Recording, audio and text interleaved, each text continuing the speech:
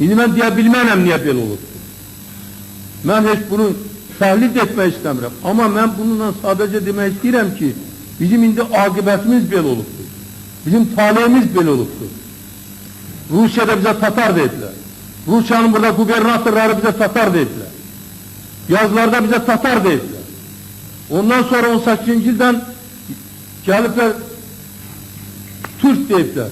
Allah'a şükürlər olsun. 18-ci ildən 36-cı ilə qədər 18 il müddətində Türk dili Türkiye'dir.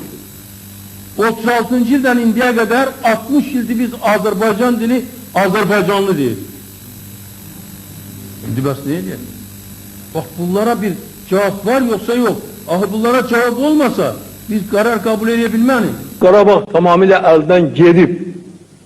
Dağlıq Qarabağ artık Azerbaycan'ın değil. Ve Dağlıq Qarabağ hakkında Azerbaycan devletinin konsepsiyası yoktur. Siyaseti yoktur. Bütün işler perakende görülür.